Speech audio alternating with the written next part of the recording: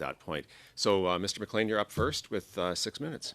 Thank you, Mr. Chair. And Minister, I notice, thank you, by the way, for being here today, first of all. I notice you've become more engaged on this file since the Russian invasion of Ukraine and understand a little more clearly the importance of energy security. But let me say, is it more clear to you now that America's energy demands is better served by a reliable security partner with world-leading, transparent environmental production? Thank you, Mr. McLean.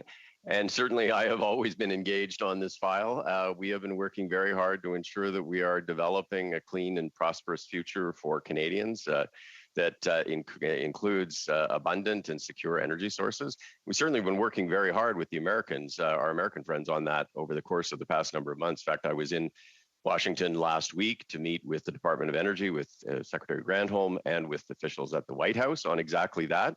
Certainly, we're working in the short term around oil and gas, but we're also working on issues around hydrogen, critical minerals, et cetera, going forward. Thank you. So let's get back to some of the other issues here. The shutdown of Enbridge Line 5, 540,000 barrels per day of critical energy supply for the continent, would exacerbate North America's energy supply chains and raise the cost of energy in both our countries. In October last year, your government finally got serious in Canada's initiatives, and ex-Minister Garneau invoked the terms of the Transit Pipeline Treaty, making Canada's position crystal clear. Now the same interest groups behind that lawsuit are introducing the similar lawfare activities through other legal channels. Minister, these are interest groups that your government has played pussyfoot with for far too long. How long will it take in the legal action for you to make Canada's position crystal clear again? Well, I would say our position is very, very much crystal clear. We filed an amicus brief in the Michigan statement. We've invoked the treaty. We have a process going on with the Department of State to try to find a resolution. I raised this at the White House. I raised it with the Secretary of Energy, and I raised it yesterday with the U.S. Senate Committee on Energy and Resources. I don't think we can be any more clear. And on this one, I actually think you and I agree. We do agree that we should be crystal clear on it. I actually think I want you to make sure that the United States understands this transgression, this legal action, will also invoke the Transit Pipeline Treaty between our two nations, so that it is dealt with very seriously by the United States government, not by any state government. Correct? Oh, I think the United States understands how crystal clear we are. As I say, I raised it when we were in the White House, and I will tell you that I talk very frequently with the CEO of the proponent of the pipeline company and ensure that we are working in lockstep. Thank you. 3 weeks ago, the Commission of the Environment delivered 5 reports to Parliament that was damning for your government. Your so-called just transition is nothing but words, and you're spending billions of dollars to accomplish virtually nothing. Comparable to the collapse of the northern cod fishery in the 1990s or the coal phase-out when Canadian workers were all but abandoned. Is it realistic to say that your government confuses spending money with obtaining results for Canadians? Not at all. In fact, there's a lot of work going on the just transition. First of all, the coal phase out, there was about $185 million that was committed to that. As you will know, most of those plants are not phasing out until 2030. So there's lots of time to actually ensure that we're doing the appropriate work. We launched consultations on just transition legislation, and we're launching regional economic tables to actually build on regional strengths in terms of what those opportunities in a low carbon future are going to be, i.e. what are you going to transition to?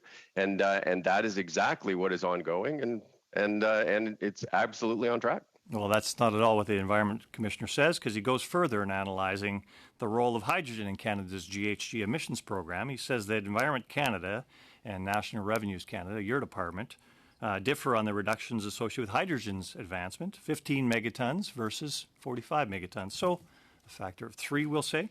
And I'll quote, the assumptions in the federal hydrogen strategy are overly optimistic and compromise the credibility of the expected emission reduction. Is it safe to say, as we've seen in your government's ability to meet targets to date, that your numbers are just guesses?